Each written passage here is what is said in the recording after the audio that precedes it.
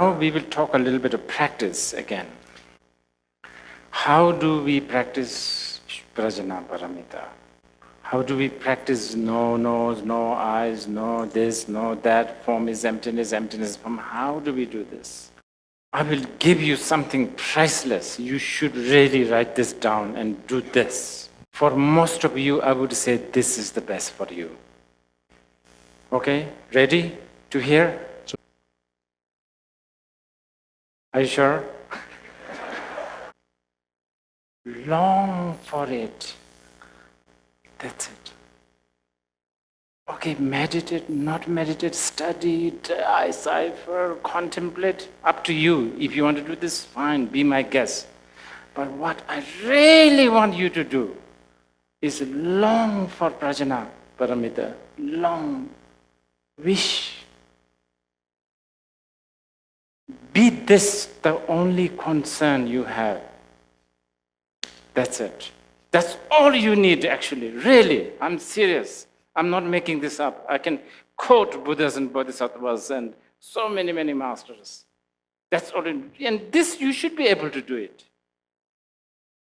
I will sooner fold my palms together and venerate towards you, to those who are longing, even though you have no clue what it is, but somehow long for it. I like that. It's very good. But I know you are not satisfied. Because I know you only say things like no pain, no gain. You are the biggest believer in that. I know that. So from a childhood, you have been trained, do your homework, get this plus that reward. You believe in working hard. So if I tell you, just, every day, long for prajna paramita. Or, like some sort of a concern. I wish I understand prajna paramita. Just that, 3 times every day. I know you will not be satisfied with this. I know this. You need to show off some sort of a flattened zafu to prove that you have been meditating with all the, fat, smelly, sort of congested. Everything is my projection. It's not really there. It kind of makes sense intellectually, but how come it's not? I can't do it. I can't use it when I'm actually hungry or when I'm being bothered or I don't know. One reason.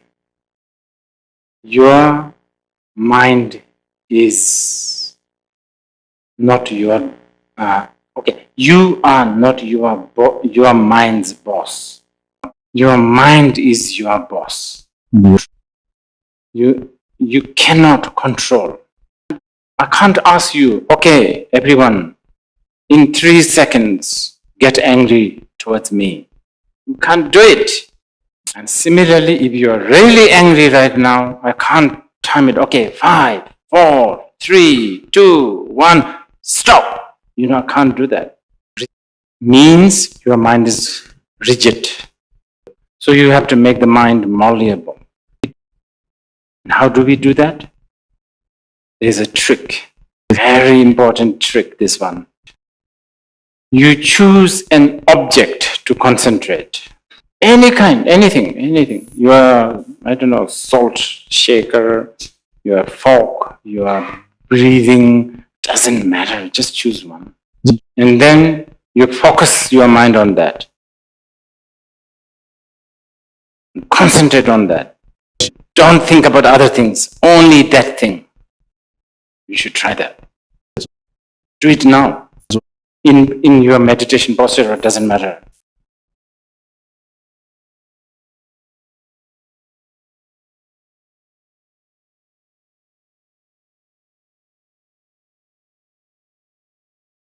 Okay. Choose an object and concentrate on that.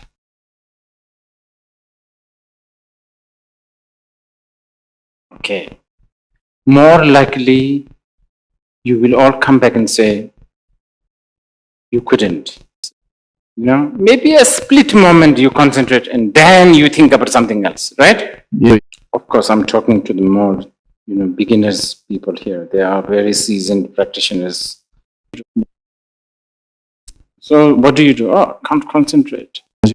If I'm a good teacher, I would give you a medal. The meditation has one expression called nyam, which means experience, right? Nyam. This is your first nyam.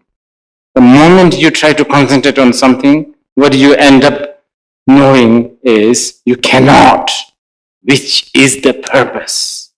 So for most of you lazy bones, I would say another 12 years you will just keep on. If you keep on thinking every day, I just can't concentrate, I can't concentrate, maybe 10 times. Good, very good practice. You're practicing. You have a potential. If you come to me and say, it was really good, sort of very blissful, and I was concentrating and all of that, light and experiences and sensations and so on and so forth, I will be very worried. Remember, so knowing that you are always getting distracted helps making the mind malleable. Okay, that's one. The second, and by the way, if you want a name, since we love labels, it's called shamatha. Now, that's not the real Prajnaparamita meditation. It's necessary. It's a necessary to make your mind malleable. Really, do it, please. Those who have time, you must do it. It's not difficult. It's just another habituating technique. The only difficulty is that you are not 100% interested. That's why I said earlier, please long for Prajnaparamita, because I want you to be interested. If you are not interested, you will, why would you just look at you are breathing for a few minutes every day and get frustrated? Why would you do that? Might as well just watch a video or have an ice cream or something else. And certain amount of revulsion towards life is necessary. Anyway, when I talk about revulsion, I'm talking about some, at least you should think that this life cannot be fixed permanently. It's always going to, it's a bit like my car, by the way. It's always breaking down. Look at me, look at you. You are going to break down. There will be leakage here and there.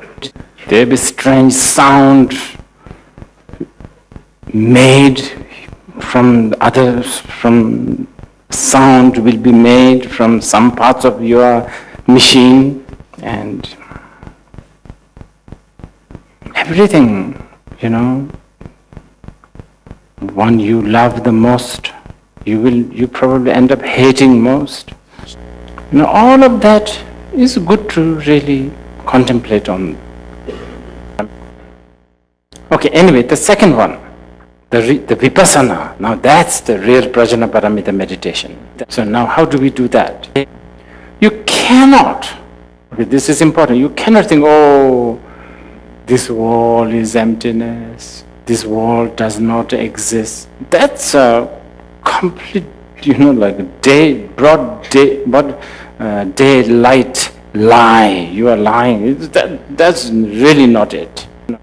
You cannot sort of imagine, I have no nose, I have no ear. You cannot. That's wrong.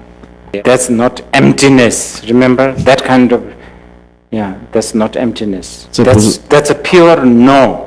It's not Rajneesh's no with 100,000 years. Okay? So, now what do?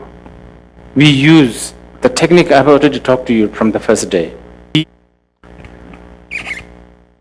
Why do we end up thinking an illusion is real? Because we are distracted. Yeah.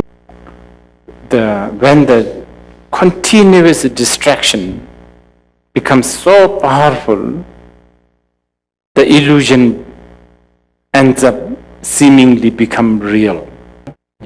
That's what will happen. So the distraction is the key obstacle to understand this emptiness.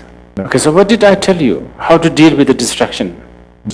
Didn't I say, whatever you are thinking, just know. I know for the beginners, we are talking about a very little amount. But if you keep on noticing, being aware of, being conscious of this moment mind again and again, you will not become entangled by thoughts. The stream of thoughts will not flow at its ease. They are not easily going to flow.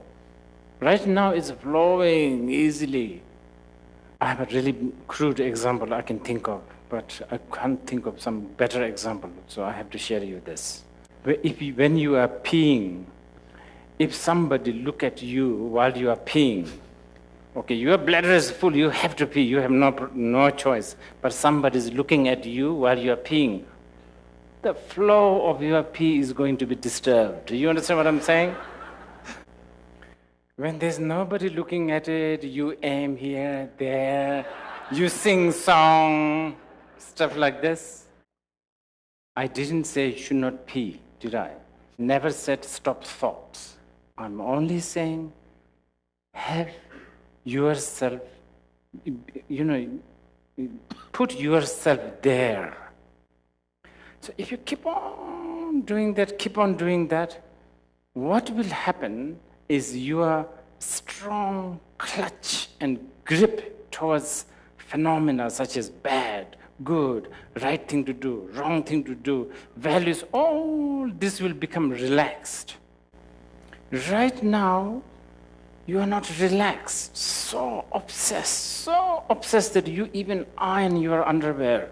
I know some people here, who really obsessively iron their underpants.